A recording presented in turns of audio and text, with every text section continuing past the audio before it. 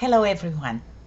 Thank you very much for affording me the privilege of spending some time with you with the purpose of making us all feel a little better today, also known as how to develop and exercise the let go muscle. Please be advised that this presentation is not intended as therapy or professional medical advice or recommendations. If those are required, kindly refer to your healthcare provider.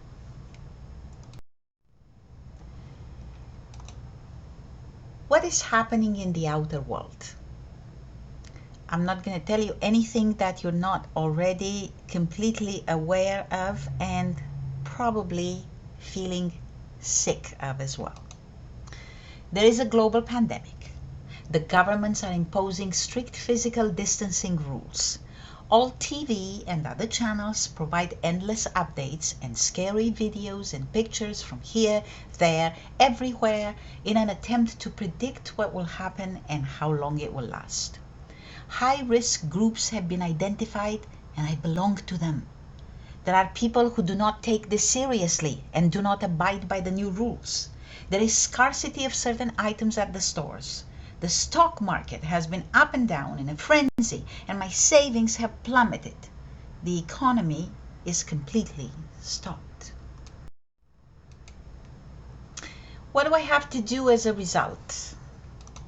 Well, I have to ensure that I implement and abide by the rules of physical distancing. I have to follow all other government directions and recommendations. I have to try and find enjoyable things to do at home because I'm not going anywhere else. I have to keep myself reasonably informed. What if something else happens that I don't know about? I have to stay connected with family and friends.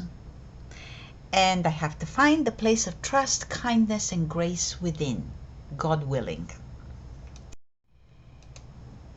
What is happening in my inner world? I'm scared. I'm confused. I'm overwhelmed. I'm sad. I'm lonely. I am disempowered. I highlighted that in a different color for the following reason. Because scared, confused, overwhelmed, sad, lonely are all feelings.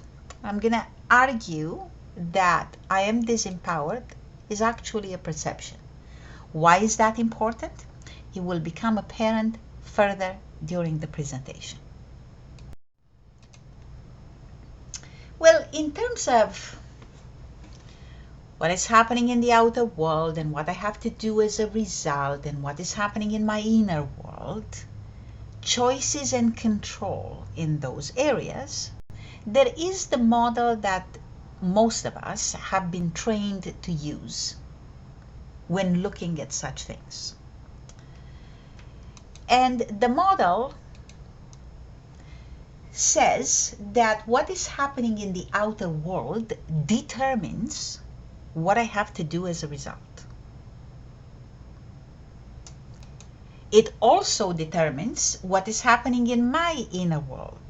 In other words, what's happening out there is forcing me to do certain things. And it's also impacting my feelings. Not only about those things, but in general.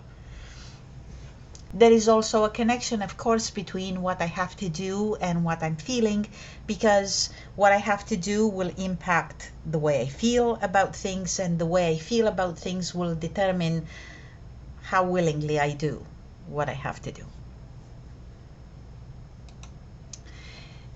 I don't think this comes as a surprise to anybody, but what is happening in the outside world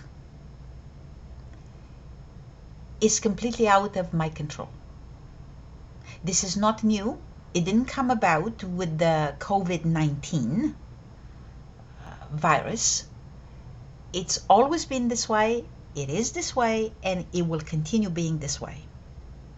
The challenge comes with the fact that in this model, what is happening out there determines both what I have to do and how I feel about it, which in essence leaves me with no choice and locked in place, no pun intended. Kind of illustrates what's happening to us physically speaking, right? Okay, not a pretty picture. We like to have choices. We like to have freedom. Let's explore, and I would like to ask for your patience and collaboration in coming along with me on faith to see if we can find a different perspective, a different way of looking at things. The basis of the model, the main components, remains absolutely the same. You have what is happening in the outer world, you have what I have to do as a result, and also what is happening in my inner world. What is happening in the outside world remains out of my control. As I explained, this is not new, it's always been this way. The connection between the two other items is also there in the same way it's been before. I'm going to introduce the following change. What is happening in the outer world, which is out of my control, determines only some of what I have to do as a result.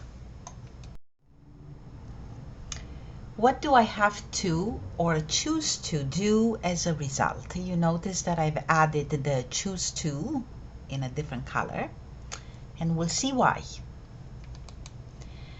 I have to ensure that I implement and abide by the rules of physical distancing. We're all in agreement? I have to follow all other government directions and recommendations. However, and this is something that I've added to this list, you haven't seen it before, I don't have to throw a temper tantrum, but I can if I choose to. I don't have to find enjoyable things to do at home, but I can if I choose to. I don't have to keep myself reasonably informed, but I can if I choose to. I don't have to stay connected with family and friends. In fact, some of us may choose not to for a change, but I can if I choose to. I don't have to find the place of trust, kindness, and grace within, but I can if I choose to. Take a look at this list. It consists of 7 items, 5 of which are pure choices. All of a sudden, the area where I seemed to have no choice, I have plenty of choice in. One might even argue that the first 2, color-coded in yellow, are choices as well, provided, of course, that we're willing to put up with the consequences of not doing them, which, of course, law-abiding citizens that we are, we're not going to do.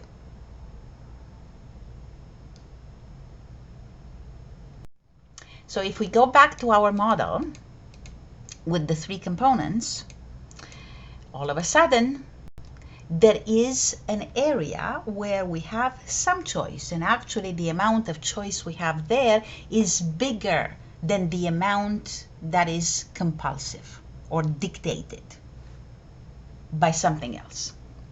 Let's talk about what is happening in my inner world in this different perspective and see if that changes as well. Remember this, all the feelings and the perception of being disempowered. Again, I want to emphasize the fact that the perception of being disempowered is so important, and I want to discuss it here because we as human beings love to have choices. To us, having choice and control means freedom. And freedom is what we all want. The moment we have the perception that that is taken away, that brings about complete unhappiness and all the consequences thereof. So really, the feelings that I'm listing here are the result of the perception of feeling disempowered, because remember, according to the usual model that most everybody uses to look at the world, what is happening out there over which I have no control determines everything else, and therefore I have no control over anything. I'm disempowered. changing that perception becomes absolutely key, because that perception determines how I'm feeling. That perception is like a lens through which I'm looking at the world. So because my perception is that I am disempowered, that I have no choices and no control, I feel scared, confused, overwhelmed, sad, and lonely. It follows then that if we manage somehow to change that perception, we change everything. And that area in my inner world, so important to all of us, becomes an area of complete choice. I know you're going to ask me how we're changing perception, and I'm going to have some suggestions about that. But first, let's see what we have just discussed does to our model a different perspective.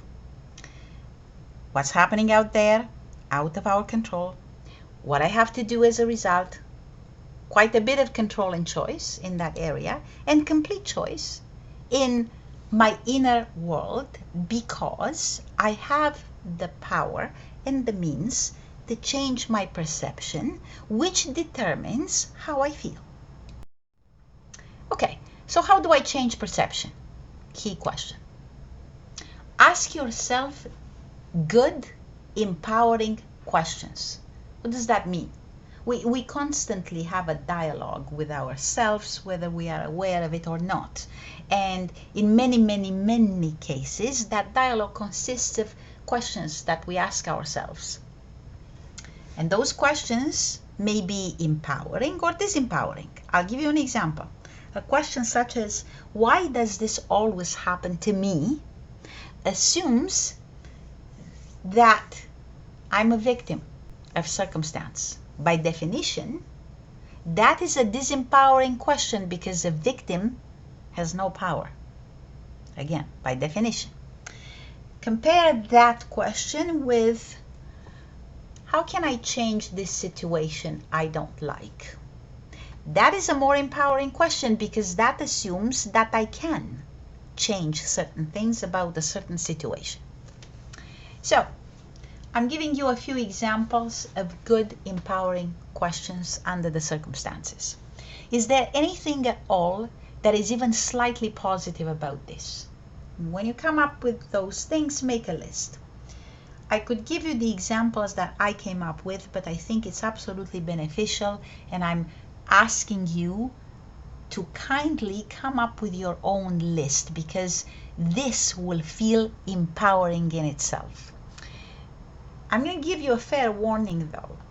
When you start asking this particular question, the first answer is going to be a very outraged no, nothing. How can anything be positive about this? I promise you that if you persist, your brain is going to come up with answers. Make a list of them. Is there an opportunity for self-growth in this experience? Make a list of that as well. I'm sure that there are things that now, with the time that you have on your hands, will feel like making progress in life or in self-knowledge.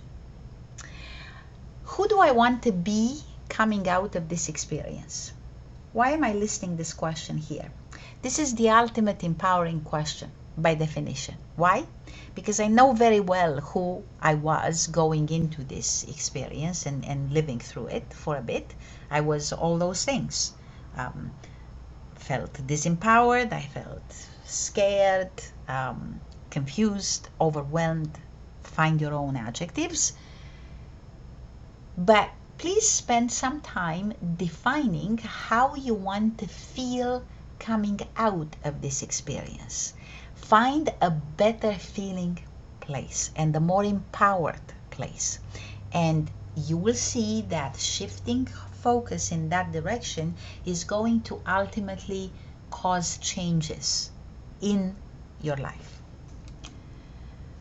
Limit drastically the time you spend watching the news, and this is where I'm going to explain why I underlined the reasonably informed statement. To me, keeping myself reasonably informed is the equivalent of watching 15-20 minutes of news per day. I don't think I'm missing anything, because I've noticed, and I'm sure you have too, that the news is broadcast in a sort of loop that repeats all the time. And science has proven, without question, that focus on something negative for a lengthy period of time generates a cascade of physiological and psychological reactions in the body and in the mind. And therefore,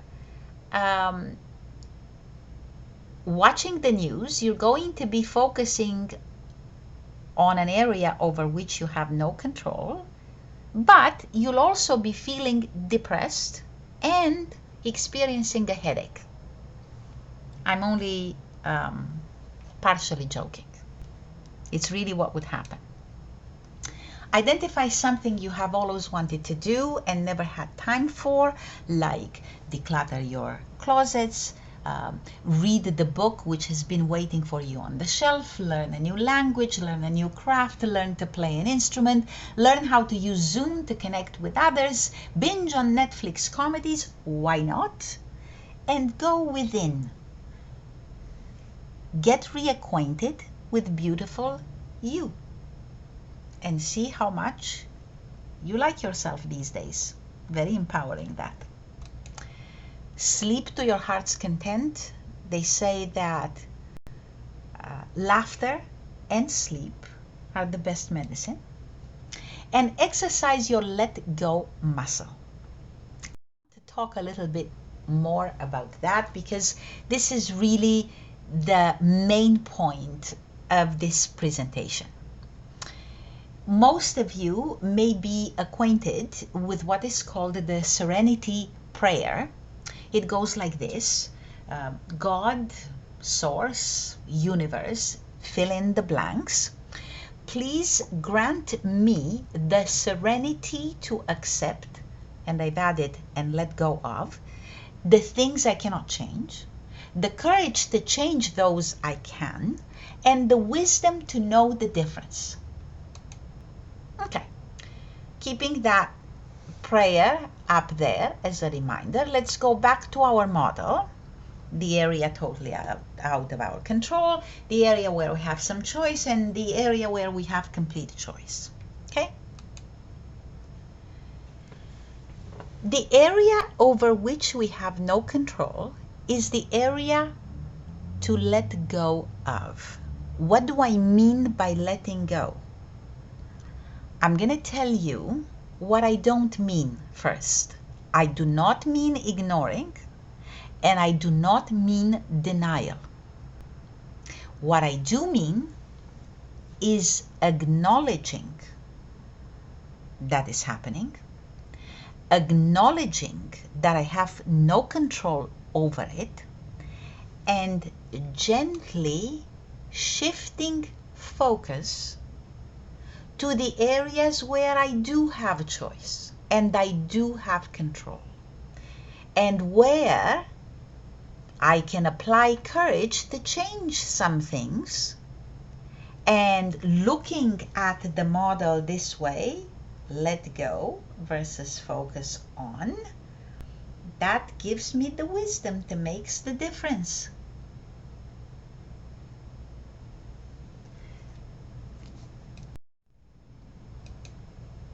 So far, I talked to you about areas of choice, areas where there is no choice, and now I'm going to tell you something that, on the surface anyway, is going to contradict basically all the points I've made so far. I believe, actually, that we have choice in everything. And you may be wondering at this point what I have been smoking. So here is our model with the let go part and the focus part. And I'm going to beg for your patience and ask for your willingness to play along with me one more time. How can this be that I have choice in everything? Either I have choice or I don't, right? Ask yourself the following key question, and let's sit with it for a moment or two. Who chooses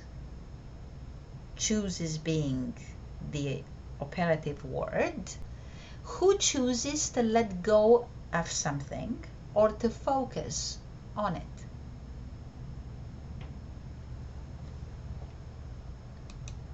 That's right, I do. So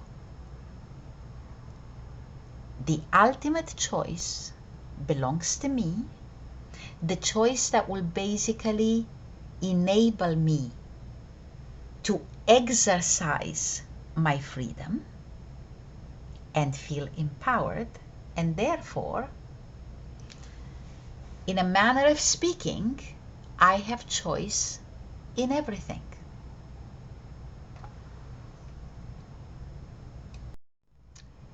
So what now? First of all, I want to thank you again very, very much for being with me for the past 20 minutes.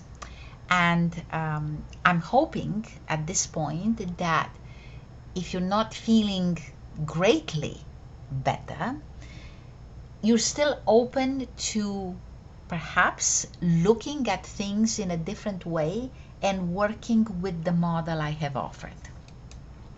If you have any more questions or wish to discuss this further, you can reach me at the email address shown on the slide. And once again, thank you for the honor and be well.